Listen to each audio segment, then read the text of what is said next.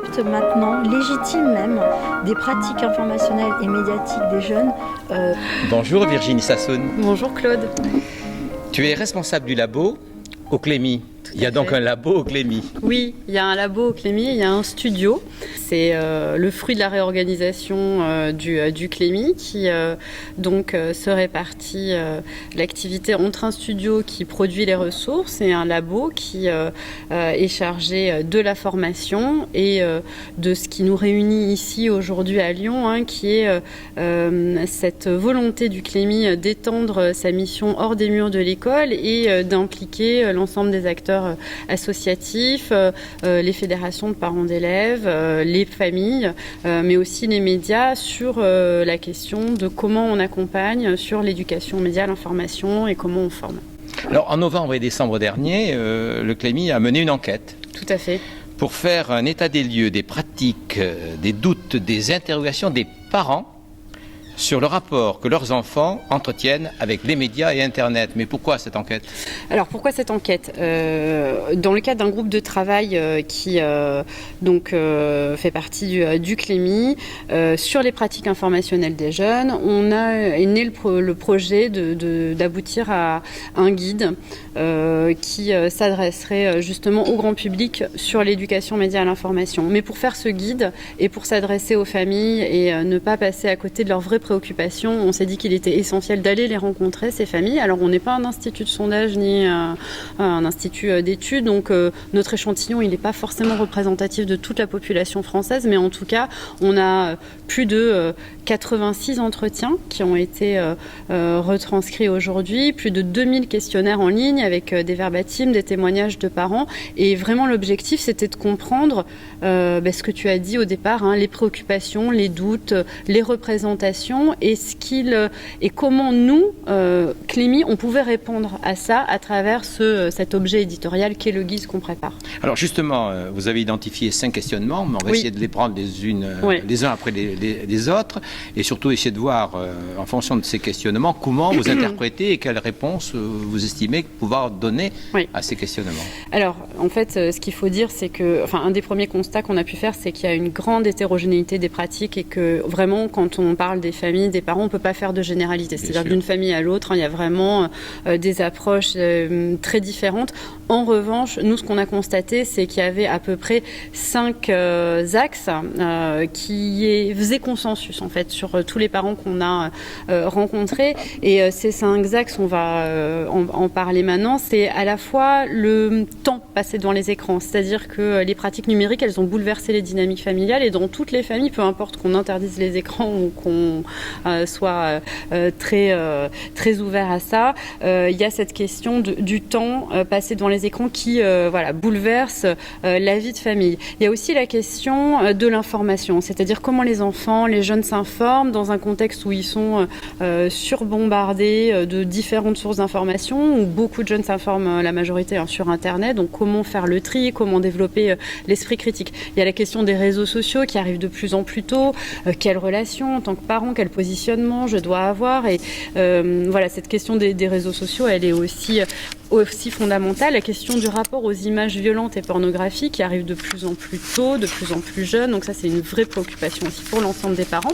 Et enfin, c'est aussi moi, en tant que parent, qu'est-ce que je peux prendre comme initiative avec l'école, quel espace l'école m'offre en tant que parent d'élève, et aussi quelles sont les associations, les acteurs associatifs qui sont proactifs sur ces questions et avec lesquels je peux m'engager. Donc vraiment en tant que parent, comment participer moi aussi à ce rôle de médiation, d'éducation sur l'éducation aux médias. Ça, ce sont les 5 thèmes qu'on a identifiés et auxquels on va répondre de manière à chaque fois de la manière la moins institutionnelle possible, entre guillemets. Je m'explique, c'est que nous on a constaté que en fait la plupart des guides de bonnes pratiques passaient un petit peu à côté de leur cible parce qu'ils avaient un discours assez institutionnel. Donc on va essayer d'y répondre en ayant un peu d'audace, un peu d'humour, un peu de légèreté et pas de morale et pas de dire ça c'est bien, ça c'est mal, mais juste essayer d'avoir des conseils pratiques, utiles, qui vraiment servent les parents en en faisant à la fois la synthèse de ce que certains experts disent, parce que tous les parents n'ont pas le temps de se lire les 3 tomes d'un tel ou les œuvres de tel et tel expert, donc des synthèses, et on a aussi à chaque fois donc cette ambition quand même de donner, de faire de la belle vulgarisation, si je peux employer ce terme-là, et aussi on a créé une famille, donc on a eu cette idée de faire appel aussi à la fiction pour raconter aussi des scénettes du quotidien. Donc on a inventé la famille Tout Écran, qui est une famille de 3 enfants, qui est très drôle, très attachante et un petit peu larguée aussi sur les écrans. Mais qui évoque quand même la réalité de quelques familles. Exactement. On a tous un peu du tout écran en nous. C'est un peu ça qu'on veut faire passer, c'est-à-dire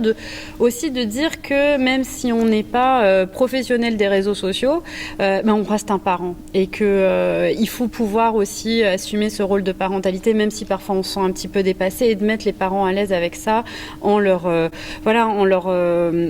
faisant passer ce message-là. Et ça, c'est ce que nous permet aussi, et c'est ce qui distingue un petit peu ce guide aussi, c'est l'inclusion de cette fiction et de cette famille qui va accompagner en fait à travers des petites scénettes de la vie quotidienne ce guide.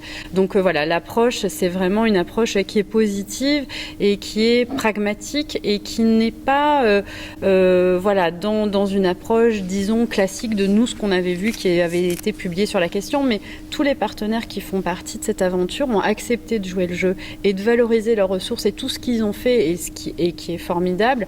Et je crois que voilà, cette approche qui est à la fois interministérielle, interinstitutionnelle, interassociative, elle est extrêmement riche, et qu'aujourd'hui, on ne peut plus aborder la question de l'éducation aux médias et à l'information sans mettre tous ces acteurs autour de la table, les acteurs de la communauté éducative, les acteurs associatifs, les acteurs médiatiques et les parents.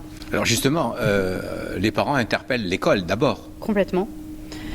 Les parents interpellent l'école, mais on doit pouvoir, justement, à travers cette dernière partie du guide, inspirer les parents et les stimuler et leur dire « mais engagez-vous ». Et contribuer, participer à des cafés par an, à des conférences, soyez force de proposition, et ces inquiétudes, parce qu'il y a du positif et il y a aussi parfois effectivement des inquiétudes légitimes vis-à-vis de l'école, il faut pouvoir les exprimer, il faut pouvoir aussi les encadrer et trouver des réponses. Donc nous, ce qu'on fait aussi dans cette dernière partie, c'est on relaye tout un tas d'initiatives de parents, d'activités qu'ils ont lancées et qui justement ont vocation à inspirer d'autres parents qui se poseraient éventuellement les mêmes questions pour que ils s'organisent et qu'en fait on dialogue, parce que c'est ce qui fait aussi parfois défaut, c'est que on dialogue à la fois en ligne et à la fois dans la vraie vie. Alors bon, vous l'avez dit, il y a une multiplicité, très grand nombre de typologies de parents. On peut au moins utiliser celle d'une classification sociologique. Il y a des parents qui hésitent énormément à se retrouver dans l'école, à voir dans l'école un lieu où ils peuvent participer, où ils peuvent apprendre une partie de leur parentalité. Comment on fait vis-à-vis de ces parents ? Après, il n'y a pas de réponse toute faite, je crois, à ces questions-là. Nous, quand on est allé... moi, je suis allée dans des centres sociaux où même, il ne faut pas aussi se raconter d'histoire. La question de l'éducation aux médias et à l'information, elle n'est pas prioritaire pour les parents qui sont extrêmement défavorisés. Donc, face à ces parents-là qui se sentent pas légitimes dans l'école, pour qui la priorité, c'est avant peut-être d'avoir un toit, d'avoir de quoi manger, d'être aussi dans une vie avec des difficultés extrêmement difficiles, la question de l'éducation média et l'information, elle arrive loin, loin derrière. Donc nous, à travers ce guide, ce qu'on veut, et c'est notre ambition, et une ambition qu'on va essayer de concrétiser à travers un circuit de diffusion le plus large possible, à travers les bibliothèques, on va sillonner la France pour essayer d'être au plus proche des gens et et c'est pour ça aussi qu'on a choisi ce ton non institutionnel. Et vraiment, il ne faut pas qu'il y ait un mot clivant ou à un moment dans un article ou qu'il y ait quelqu'un qui dise en fait ce guide ne s'adresse pas à moi, même si comme je te le disais, l'idée c'est pas non plus de faire un nivellement par le bas et de s'interdire de mettre à disposition de tous les apports des experts, mais c'est cette approche d'ouverture, et je pense que c'est vraiment aussi à nous et notre responsabilité collective et tous les partenaires de ce guide d'aller vers ces parents-là. parce que eux ne viendront pas vers nous et ils ont d'autres choses à gérer aussi. Et c'est de créer ces espaces aussi de dialogue, d'échange, d'interaction avec l'école. Alors, je ne vais pas reprendre l'ensemble des résultats de cette enquête, puisque tu as fait une synthèse des 5 problématiques que vous avez soulevées. Il y en a un, moi, qui m'a intéressé.